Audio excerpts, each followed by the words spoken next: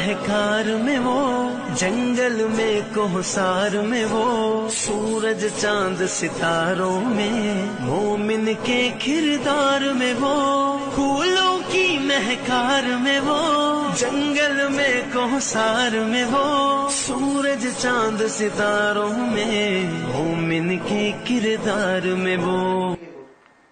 بسم اللہ الرحمن الرحیم۔ آج ہمارا لیکچر نمبر 20 ہے، 20واں لیکچر ہے۔ آج انشاءاللہ ہم سورہ فاتحہ شروع کریں گے، اور سورہ فاتحہ سے پہلے میں اعوذ باللہ من الشیطان الرجیم اور بسم اللہ الرحمن الرحیم، اس کو بھی ہم پہلے حل کریں گے۔ اعوذ باللہ، اعوذ کا معنی پناہ مانگتا ہوں میں، جیسے آپ نے قل اعوذ برب الفلق میں پڑھا۔ اعوذ باللہ، باللہ کا معنی اللہ کے ذریعے آسان ہے۔ من کا معنی سے، شیطان سے تو سب کے تعلقات آپ کو پتہ ہے۔ من الشیطان، شیطان جو ہے نا، بعض علماء کہتے ہیں شیطنت سے نکلا ہے، شیطنت سرکشی کو کہتے ہیں۔ ویسے اس کا جو اصل نام تھا نا، یہ ابلیس تھا، تو حرکتوں کی وجہ سے جو لقب ملا ہے اس کو وہ شیطان کا لقب ملا ہے، ٹھیک ہے نا۔ لوگوں کو لقب ملتا ہے نا مختلف قسم کے، تو ابلیس کو جو لقب ملا وہ کیا ملا؟ شیطان، شیطنت۔ من الشیطان الرجیم، رجیم کو سمجھنا چاہیے۔ رجم بہت مشہور لفظ ہے۔ رجم کا معنی پتھروں سے مارنا۔ شادی شدہ مرد یا عورت زنا کرے تو اس کی سزا کیا ہے اسلام میں؟ رجم۔ تو پتھر سے مارنے کو کیا کہتے ہیں؟ رجم۔ مارنے والے کو کیا کہیں گے؟ راجم۔ جس کو مارا جائے اس کو کیا کہیں گے؟ مرجوم کہنا چاہیے اس کو۔ یہ جو رجیم ہے نا، رجیم، یہ شریف کی طرح ہے، صفت مشبہ، جیسے شرافت والا، کریم، کرم والا۔ تو یہ جو کریم یا شریف کا جو وزن ہے، فعیل کا جو وزن ہے، یہ مفعول کے معنی میں بھی استعمال ہوتا ہے عربی میں، ٹھیک ہے نا۔ تو رجیم کا معنی کیا ہوا؟ مرجوم۔ یعنی یہ جو رجیم ہے، یہ اس کا معنی کیا ہوا؟ مرجوم۔ یہ عربی کا قاعدہ ہے کہ قرآن میں بہت سے الفاظ، جیسے قتیل،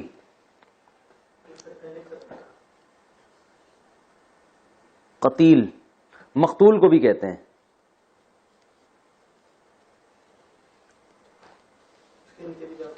قتیل کسے کہتے ہیں؟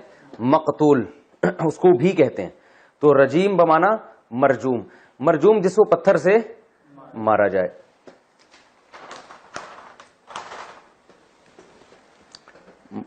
رجیم کا معنی کیا ہوا؟ جسے پتھر سے مارا جائے۔ اچھا، مراد اس سے یہ نہیں ہے کہ شیطان رجیم ہے، شیطان کو پتھر سے مارا گیا۔ اصل میں ہوتا یہ ہے کہ جب آپ انتہائی ذلت کے ساتھ اپنی محفل سے کسی کو دھتکار دیں، نہ جا رہا ہو تو آپ اسے پتھر سے مار کے نکالیں کہ تیری ایسی کی تیسی، دفع ہو یہاں سے، کہتے ہیں نا، تو اسے کیا کہتے ہیں؟ دھتکارا ہوا۔ کیا کہتے ہیں اس کو؟ دھتکار دیا آپ نے اس کو، جس کو ہم یوں بھی کہتے ہیں مردود۔ مردود کا معنی جس کو رد کر دیا، ریجیکٹ کر دیا گیا ہو، تو مردود۔ اس کا پھر رجیم کا معنی کیا آتا ہے؟ مردود، دھتکارا ہوا، ٹھیک ہے نا، جس کو دھکے دے کے نکالا گیا ہو۔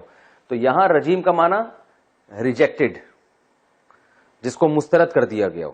تو اس لیے اس کا ترجمہ ہوتا ہے اعوذ باللہ، میں پناہ مانگتا ہوں اللہ کی، من الشیطان، شیطان سے، الرجیم جو کہ مردود ہے، یعنی وہ ہے جس کو اللہ کے دربار سے دھتکارا گیا، اللہ کی رحمت سے دور کیا گیا، وہ والے شیطان سے میں اللہ کی پناہ مانگتا ہوں۔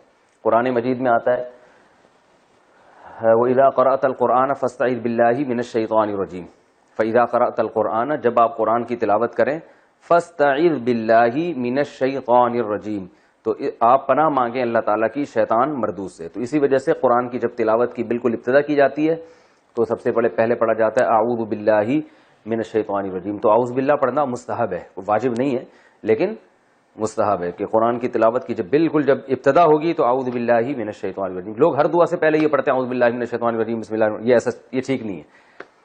قرآن کی تلاوت سے پہلے جب بالکل ابتدا ہو اس وقت یہ پڑھنی چاہیے۔ نماز میں جب آپ تکبیر تحریمہ کہہ کے کھڑے ہوتے ہیں، پھر جب آپ ثنا پڑھتے ہیں تو ثنا پڑھنے کے بعد اعوذ باللہ من الشیطان الرجیم بسم اللہ الرحمن الرحیم، پھر سورہ فاتحہ پڑھنی چاہیے۔ پھر جب آپ نئی سورت شروع کریں گے تو صرف بسم اللہ الرحمن الرحیم، اگلی رکعت میں جب سورہ فاتحہ شروع کریں گے تو صرف بسم اللہ الرحمن الرحیم، کیونکہ قرآن کی تلاوت کی ابتدا تو آپ پہلی رکعت میں کر چکے ہیں، لہذا اب دوبارہ بار بار اعوذ باللہ ریپیٹ کرنے کی ضرورت نہیں۔ اگلی ہے بسم اللہ الرحمن الرحیم۔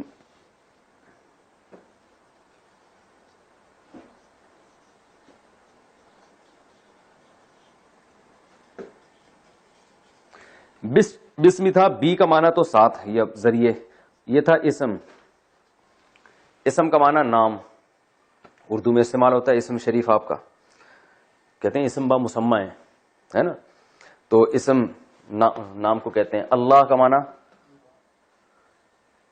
اللہ کا معنی اللہ، اسم کی جمع تھی اسماء، کہتے ہیں نا اسماء حسنہ، جو اچھے نام ہیں اللہ تعالیٰ کے۔ تو بسم اللہ، اللہ کے نام کے ساتھ، الرحمن جو بڑا مہربان، الرحیم نہایت رحم کرنے والا۔ رحمان یہ فعلان کے وزن پر ہے، میں نے آپ کو شروع میں بتایا تھا یہ بھی مبالغے کا صیغہ ہے، فعلان۔ رحمان رحمت سے ہے، بہت زیادہ رحم، اور رحیم وہ بھی بہت زیادہ رحم والا، تو دونوں کا مطلب بہت زیادہ رحم والا۔ تو فرق کیا ہے دونوں میں؟ فرق یہ ہے، کہا جاتا ہے کہ رحمان کا معنی بہت زیادہ رحم اس لحاظ سے کہ ہر ایک پر رحم کرتا ہے، ٹھیک ہے نا۔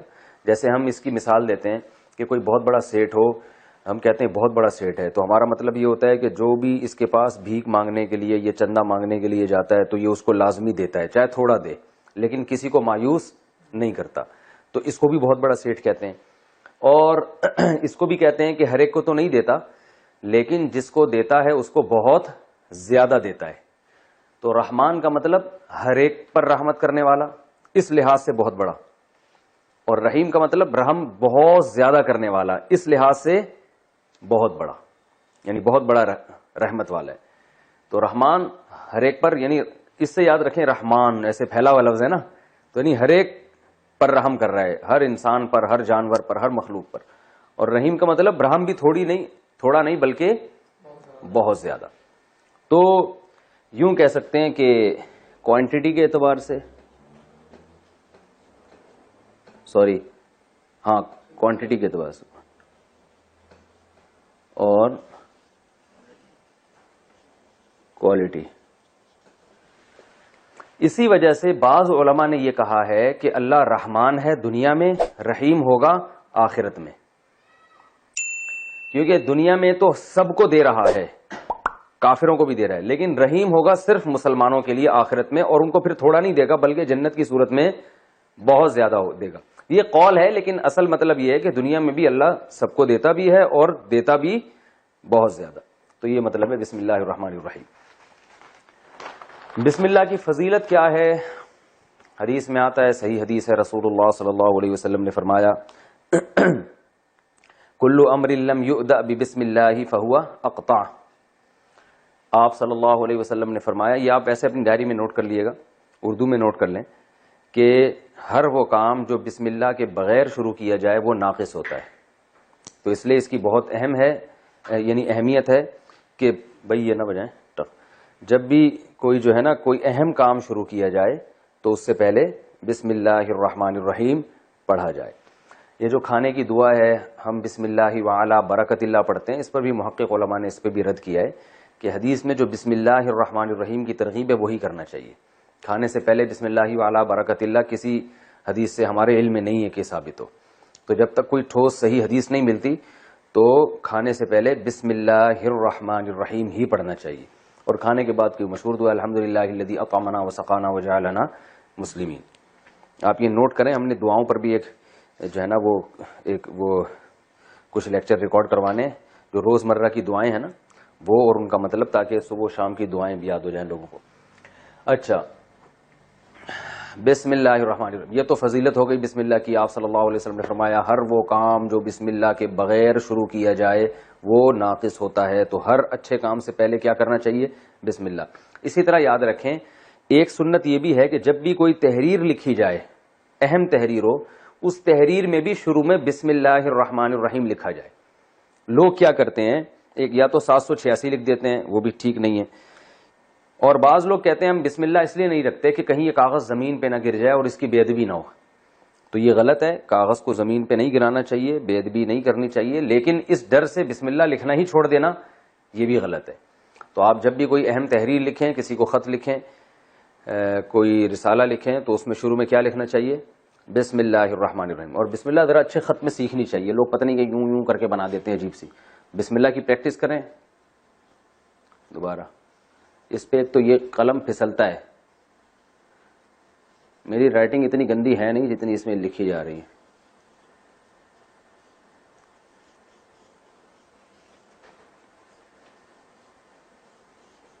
تو اچھے خط میں لکھنا چاہیے. ٹھیک ہے،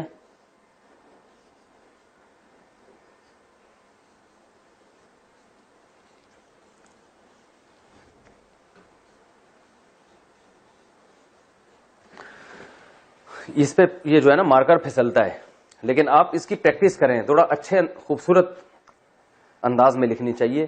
کراچی میں جو لوگ رہتے ہیں نا ان کا تو اللہ کی پناہ ہے، اردو کی جو رائٹنگ کا بیڑا غرق کرتے ہیں. پنجاب کے لوگ پھر بھی اردو کی رائٹنگ، ان کی عربی اردو کی اچھی رائٹنگ ہے. خیر اپنے بچوں کو سکھانا چاہیے رائٹنگ. تو اچھا، اس میں ایک اہم بات یہ ہے کہ یہ کلمہ اسلام کے شعائر میں سے ہے. ہر قوم میں کچھ کلمات ہوتے ہیں نا جو ان کے وہ مخصوص وقت میں وہ لوگ وہ کلمات کا استعمال کرتے ہیں. تو اسلام میں یہ بسم اللہ ایک اس کی علامت ہے کہ یہ یعنی آپ بات بات پہ بسم اللہ کہتے ہیں، یہ اس کی علامت ہے کہ آپ مسلم ہیں. ایسی چیز کو شاعر کہا جاتا ہے، یعنی ایک مخصوص علامت جسے دیکھ کے پتہ چل جائے کہ یہ کیا ہے، مسلم ہے. اب آپ یہ دیکھیں کہ اللہ تعالیٰ نے ہمیں جو نام بتایا اپنا کہ جب بھی کوئی کام کرو بسم اللہ پڑھا کرو تو اللہ کے نام سے شروع کیا کرو. یہاں تک تو سمجھ میں آتا ہے کیونکہ اللہ سب سے بڑا ہے. لیکن آگے اللہ کی جو صفات بیان کی جا رہی ہیں ان میں تو اللہ کے بہت ساری صفات ہیں. 99 نام تو قرآن مجید میں ہیں. ٹھیک ہے نا، غفار ہے، عزیز ذو انتقام ہے، وہ ہے نا الرحمن الرحیم الملک القدوس السلام المؤمن المہیمن العزیز الجبار المتکبر. تو یہ سارے اللہ کے جو نام ہیں، تو ان ناموں میں سے رحمان اور رحیم کو سلیکٹ کیا گیا ہے. اس میں کیا حکمت ہے بھائی؟ یہ بھی تو ہو سکتا تھا بسم اللہ الغفار، بسم اللہ عزیز العزیز ذو انتقام، ایسا بھی ہو سکتا تھا، یا بسم اللہ القہار. تو اللہ نے الرحمن اور رحیم کو سلیکٹ کیا ہے کہ میرے نام کے ساتھ یہ دو صفات بہت کثرت سے استعمال ہوں. تو اللہ نے اپنی انتقام والی صفت کو ہائی لائٹ نہیں کیا بلکہ رحمان اور رحیم والی صفت کو ہائی لائٹ کیا، یہ بتانے کے لیے کہ میں اصل میں رحمان ہوں. جیسے قرآن میں آتا ہے قل لعبادی انی انا الغفور الرحیم، میرے بندوں سے کہہ دیں کہ میں غفور اور رحیم ہوں، وان عذابی هو العذاب العلیم، اور میرا عذاب دردناک ہے. یعنی اللہ یہ نہیں کہہ رہے کہ میرے بندوں سے کہہ دیں کہ میری رحمت تو بہت ہے اور میرا عذاب بھی سخت ہے. نہ نہ نہ، جب اپنے آپ کو رحمت والا کہنے کی باری آئی تو یہ نہیں کہا میری رحمت بڑی ہے، بلکہ کہا میں خود رحیم ہوں. لیکن جب عذاب کی باری آئی تو یہ نہیں کہا کہ میں دردناک ہوں، بلکہ میرا عذاب دردناک ہے. تو تکلیف دہ چیز کی نسبت عذاب کی طرف کی ہے اور رحمت کی نسبت ڈائریکٹ اپنی طرف کی. اس کی مثال ایسے ہے جیسے میں یہ کہوں یار میں بڑا سخی ہوں، جب دیتا ہوں تو میں بہت زیادہ پیسے دیتا ہوں، اور جب میں ٹھکائی لگاتا ہوں تو ٹھکائی بھی بہت زیادہ لگاتا ہوں. تو بات برابر ہو جاتی نا کہ یار پیسے بھی زیادہ دیتا ہوں اور ٹھکائی بھی زیادہ لگاتا ہوں. لیکن میں انداز کے اختیار کروں یار میں بہت سخی ہوں لیکن ٹھکائی بھی بہت لگاتا ہوں. تو سخی کے اپوزٹ لانا چاہیے تھا نا یہاں، میں بہت سخی بھی ہوں بہت سخت طبیعت کا بھی ہوں، یوں کہنا چاہیے نا. لیکن جب سزا کی باری آتی ہے تو اللہ نے اپنی طرف نسبت نہیں کی بلکہ یوں کہہ دیا کہ میرا عذاب سخت ہے، حالانکہ وہ بھی تو اللہ ہی کا عذاب ہے نا.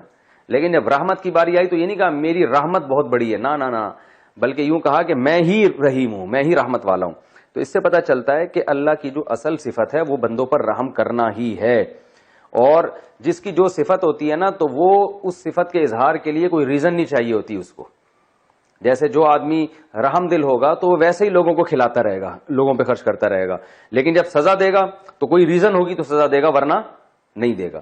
جبکہ ظالم بادشاہ کیا کرتے ہیں، کوئی ریزن نہیں بھی ہوتی تو ظلم کرتے ہیں، بلا وجہ لوگوں کو مسائل میں ڈال دیتے ہیں، اور کوئی ریزن ہوتی ہے تو حسن اچھا سلوک بھی کر لیتے ہیں. یعنی اچھے سلوک کے لیے ان کو ریزن چاہیے ہوتی ہے، برے سلوک کے لیے ریزن نہیں چاہیے ہوتی. تو اللہ فرماتے ہیں کہ مجھے رحمت کے لیے ریزن نہیں چاہیے، لیکن سزا جب دوں گا تو کوئی وجہ ہوگی، اس کی کوئی وجہ ہوگی، یہ بتانا مقصد ہے.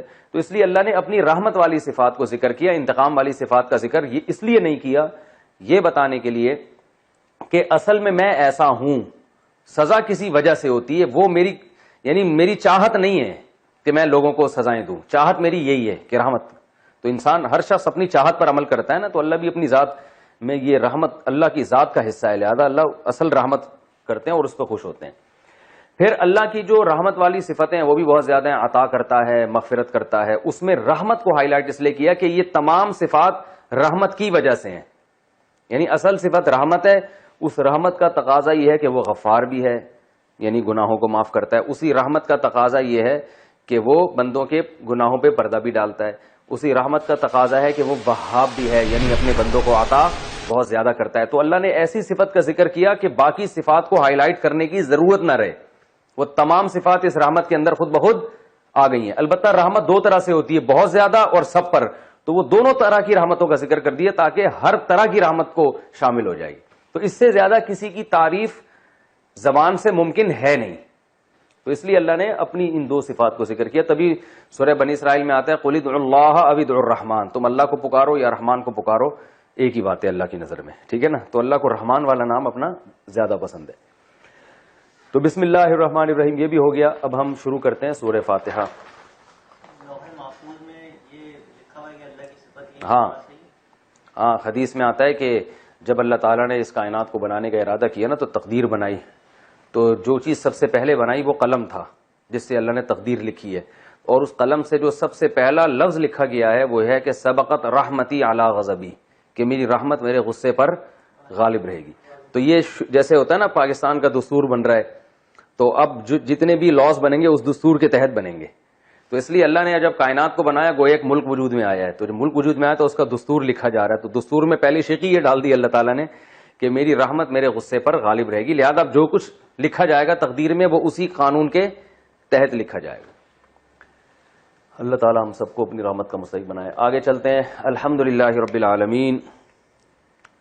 سورہ فاتحہ، اس کی میں فضائل اور تفسیر تو بعد میں کروں گا، پہلے گرامر کے لحاظ سے ہم سورہ فاتحہ کو حل کریں گے. اچھا، بعض لوگوں کا مشورہ یہ ہے کہ پہلے ہم تفسیر پڑھ لیا کریں اور پھر گرامر کے لحاظ سے بعد میں حل کیا کریں، کیونکہ بہت سے لوگ گرامر میں انٹرسٹڈ نہیں ہیں، وہ چاہتے ہیں ہمیں تفسیر پتہ چلے.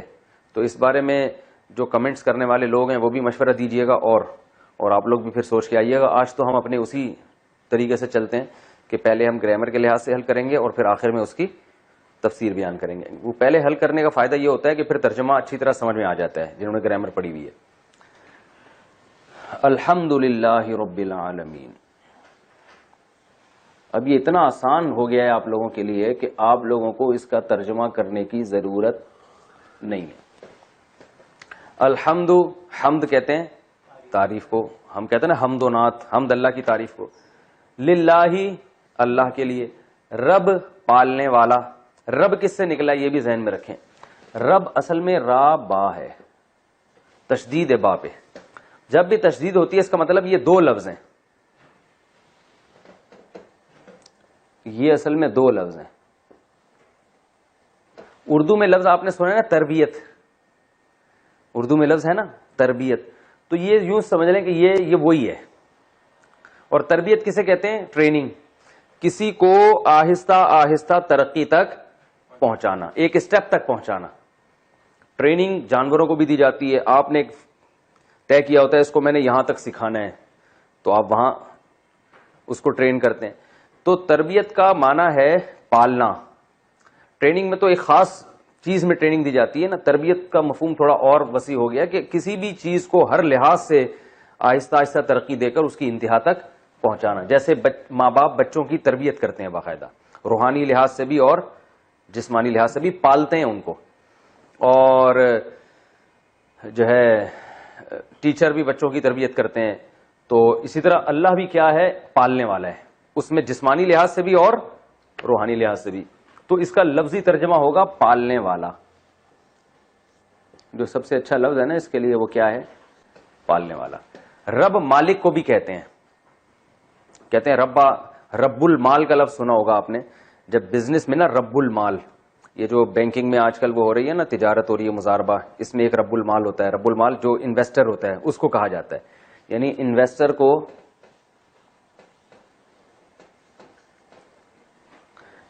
کو عربی میں کیا کہتے ہیں؟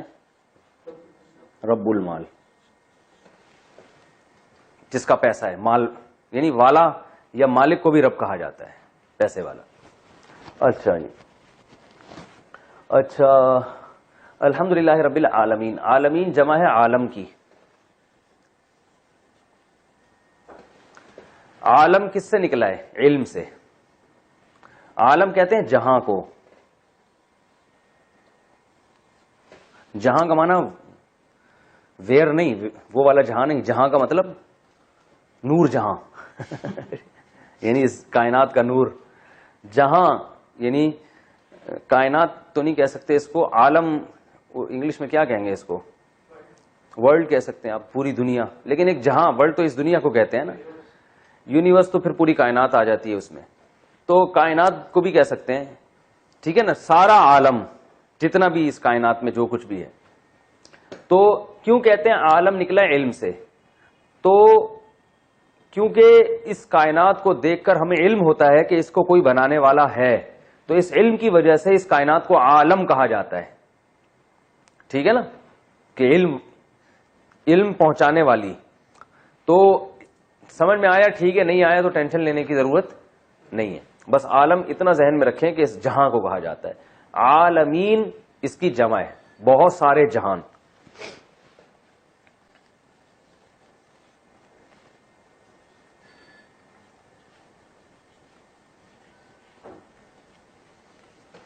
بہت سارے جہاں، بہت سے جہاں. ٹھیک ہے، تو تمام تعریفیں اللہ کے لیے ہیں جو تمام جہانوں کا مالک ہے. یوں کہا جاتا ہے تمام جہانوں کا مالک. تمام جہان کیوں کہے گئے یہ پھر ہم تفسیر میں. الحمدللہ رب العالمین. الرحمن الرحیم آسان ہے، یہ گزر چکا ہے. بڑا مہربان، نہایت رحم کرنے والا. مالکی، میم پہ کھڑا زبر ہے. عربی میں میم الف ما لکھ دو یا میم پہ کھڑا زبر ڈال دو، ایک ہی بات ہوتی ہے. ٹھیک ہے نا. مالکی یوم، یوم کا معنی دن. کہتے ہیں نا یوم سیاہ منا رہے ہیں، یوم نہر ہے، یوم وفات، یوم عرفہ. تو یوم کی جمع ایام آتی ہے.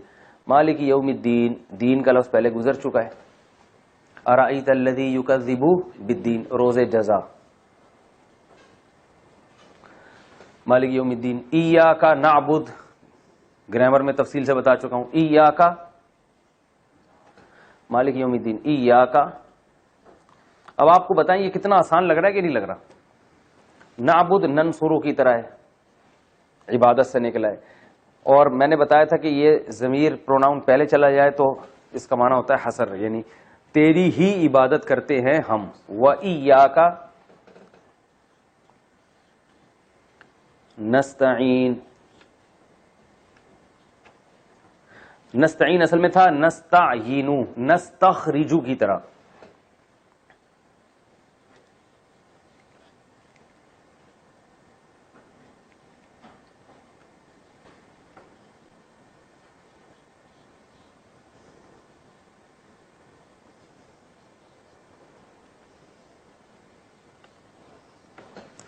نستخرجو کی طرح. ٹھیک ہے نا. اون سے نکلا ہے، اون مدد کو کہتے ہیں. جو کہتے ہیں نا یہ ہمارا معین ہے، مددگار ہے. ٹھیک ہے، ہیلپ، مدد کرنا.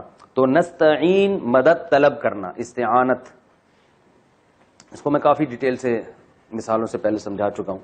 تو یعنی آپ نے جو اردو میں اس سے ملتا جلتا لفظ ہے وہ کیا ہے؟ اعانت، مدد. ٹھیک ہے نا.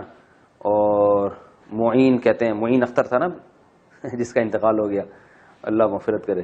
اس کے کلپ کبھی کبھار میں دیکھتا ہوں، مزاحیہ کلپ. تو وہ ماموں گالیاں دیتے ہیں. تو سنیں، حالات بتائیں. انور مسعود اس سے پوچھ رہے کہ آپ کے حالات کیسے ہیں؟ کہہ رہے ہیں الحمدللہ نلکوں میں پانی آ رہا ہے، الحمدللہ بجلی بھی ٹھیک ہے، اور پیٹرول پمپ کھلے ہوئے ہیں. تو کہہ رہے آپ پہلے پاکستانی ہیں جو ماشاءاللہ اتنے خوش اور سارے حالات ٹھیک ہیں. رہتے کہاں ہیں آپ؟ کہہ رہے ہیں میں دبئی میں رہتا ہوں. کبھی کبھار وہ شارٹ کلپ دیکھتا ہوں، بڑے سنجیدہ ہوتے ہیں، کوئی بے حیائی نہیں ہوتی.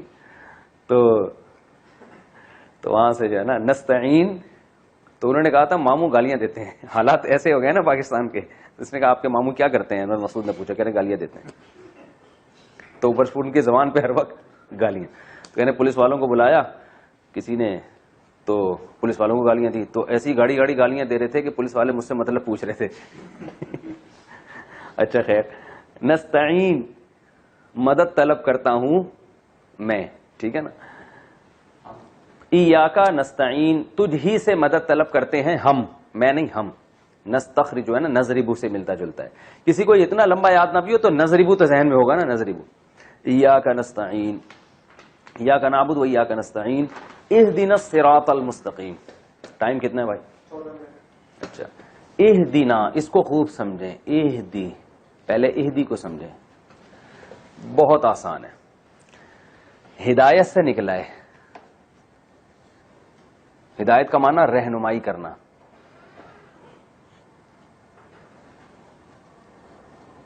گائیڈ کرنا، گائیڈنس. اسپیلنگ بتا دیں. GUIDE گائیڈنس، رہنمائی. ہدایت سے نکلا ہے. ماضی آتا ہے ہدایا، جیسے ضربا. مضارع آتا ہے یہدیو، لائک. ٹھیک ہے. یضربو جیسے یضربو. تو اب میں نے بتایا تھا یہدیو سے امر کیسے بنے گا. اصل میں بنتا ہے تہدیو سے. یہ ذہن میں رکھیں. تہدیو سے امر کیسے بنے گا؟ پہلا حرف گرایا دیو. ٹھیک ہے نا. آخر کو ساکن کیا، لیکن آخر میں یا آ رہا ہے نا، حروف گڑبڑی ہے، تو امر بناتے ہوئے نا اس کو ساکن کے بجائے غائب ہی کر دیتے ہیں کہ کیا تکلف. تو بن گیا. اب پہلا حرف ساکن ہے تو شروع میں حمزہ لے. اہدی. ابھی آرڈر ہے نا. ہدایا اس نے رہنمائی کی گزرے ہوئے زمانے میں. یہدیو وہ رہنمائی کرتا ہے. اہدی تو رہنمائی کر. اہدی نا ہماری ہے نا. ضربا نا میں نے بتایا تھا نا. ضربا ہو، ضربہما، ضربہم، ضربہا، ضربہما، ضربہن. ضربک، ضربکما، ضربکم، ضربکی، ضربکما، ضربکن. ضربنی، ضربا نا. ضربا اس نے مارا، نا ہم سب کو. تو اہدی ہدایت دے تو، نا ہم سب کو. اہدینا الصراط ہمیں ہدایت دے صراط کی، راستے کی. صراط کسے کہتے ہیں؟ راستہ. اردو میں استعمال ہوتا ہے پل صراط کہتے ہیں نا. عجیب لفظ ہے. پل کا معنی بھی راستہ، صراط کا معنی بھی راستہ. اردو میں عجیب سا بنا دیا اس کو پل صراط. یا تو پل بولیں یا صراط بولیں. تو اہدنا الصراط تو ہمیں دکھا راستہ. اہدنا الصراط المستقیم.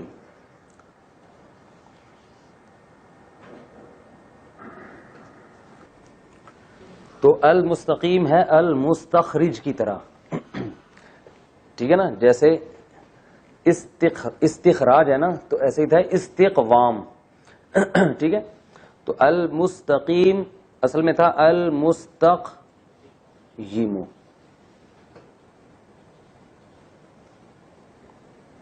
مستقیم مستخرجو کی طرح.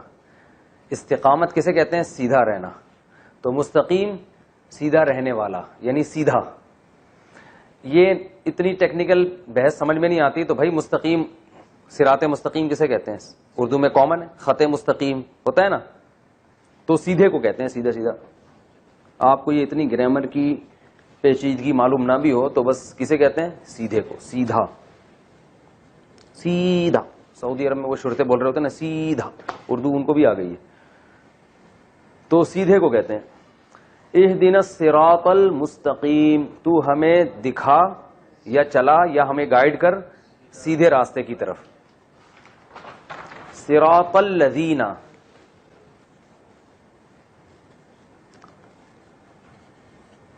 ان لوگوں کا راستہ، وہ جو کہ ہے نا الذین کا راستہ. انعمتا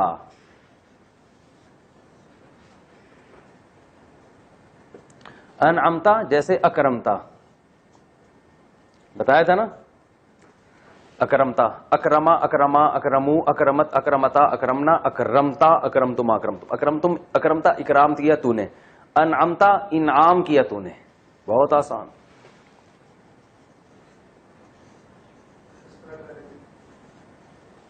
انعمتا علیہم، علا کا معنی پر اور ہم کا معنی وہ، ان لوگوں کا راستہ انعام کیا تو نے ان پر، ان لوگوں پر. صراط الذین انعمت علیہم غیر المغضوبی، غیر کا معنی علاوہ. بھائی یہ تو ہمارے غیر ہیں، یعنی ہمارے نہیں ہیں، ہمارے علاوہ ہیں. ٹھیک ہے نا.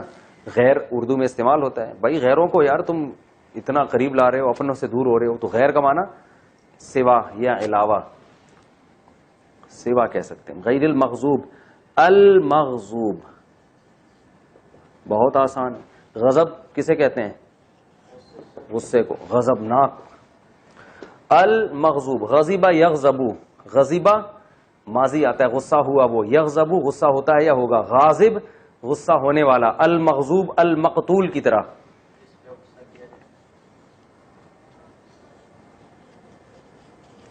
وہ جس پہ غصہ کیا جائے، یعنی جس پر غصہ ہو. المغضوبی وہ کہ غصہ کیا جائے، علیہم ان لوگوں کے اوپر. علا کا معنی پر اور ہم کا معنی ہوں، یعنی غیر المغضوبی علیہم ان لوگوں پر غصہ کیا گیا ہوا ہو کے علاوہ. یہ لفظی ترجمہ بنے گا. یعنی اے اللہ تو ہمیں سیدھا راستہ دکھا، ان لوگوں کا راستہ کہ تو نے ان پر انعام کیا، سوائے ان لوگوں کے جن پر تیرا غضب ہوا. یعنی جن کے اوپر تیرا غضب کیا گیا ہو، ان لوگوں کے علاوہ کا راستہ. صحیح ہے نا. یہ لفظی ترجمہ ہمارا ہے. ولا الضالین، ولا ولا کا معنی اور نہیں، ضالین نیچے لکھ سکتا ہوں بھائی. ضالین کا مطلب کہ اصل میں تھا ضالین، ضاربین کی طرح. ضارب کی جمع کیا آتی ہے؟ ضاربین. ضارب میں نے مارنے والا، ضاربین اس کی جمع مارنے والے. ضالل ضلالت والا، گمراہ ہونے والا. ضاللین گمراہ ہونے والے. تو ضاللین میں دو حرف ایک جیسے آ گئے نا، تو ان کو ایک بنا دیتے ہیں. ضاللین کو بناتے ہیں ضالین. سمجھ گئے؟ گمراہ ہونے والے.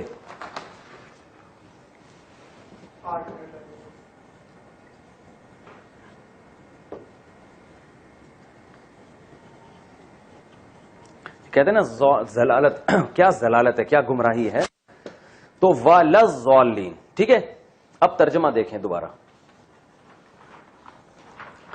صراط الذین ان لوگوں کا راستہ، انعمتا انعام کیا تو نے، علیہم ان لوگوں پر، غیر المغضوب علیہم ان لوگوں کا راستے کے علاوہ جن پر تیرا غضب نازل ہوا، ولا اور نہیں، والضالین گمراہوں کا، یعنی گمراہوں کا راستہ بھی نہیں. تو اس کا آسان ترجمہ ہوتا ہے ہمیں چلا ان لوگوں کے راستے پر جن پر تو نے انعام کیا، نہ کہ ان لوگوں کے راستے پر جن پر تیرا غضب ہوا، اور نہ گمراہوں کے راستے پر. بات سمجھ بھائی؟ دوبارہ ترجمہ لکھ دیتا ہوں میں.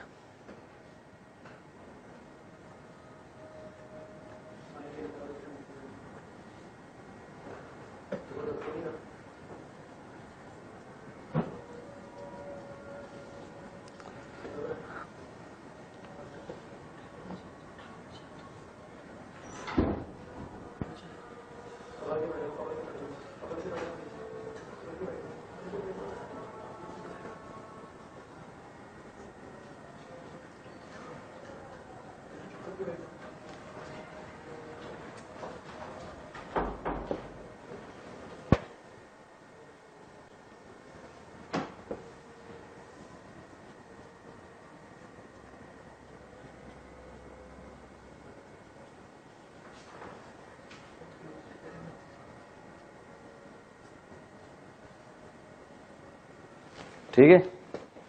ہمیں چلا ان لوگوں کے راستے پر، یا ہمیں گائیڈ کر ان لوگوں کے راستے پر جن پر تیرا انعام ہوا، نہ کہ ان لوگوں کے راستے پر جن پر غضب کیا گیا، اور نہ گمراہ لوگوں کے راستے پر. تو غیر کا معنی نہ کہ، یوں ہم آسان ترجمہ یوں کریں گے.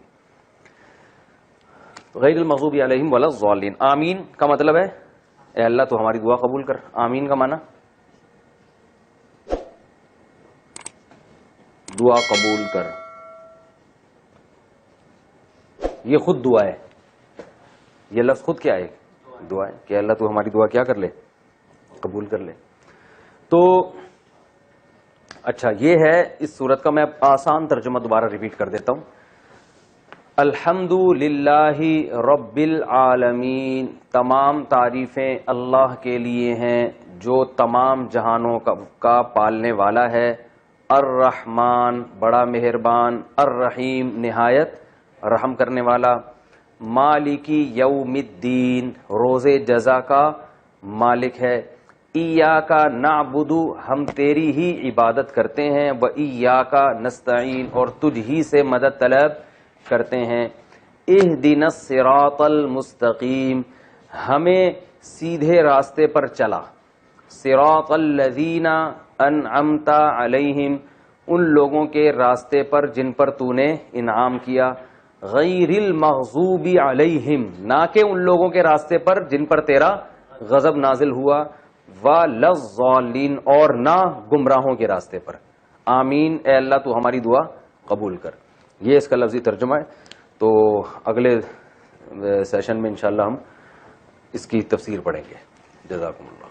پھولوں کی مہکار میں وہ, جنگل میں کوہسار میں وہ, سورج چاند ستاروں میں مومن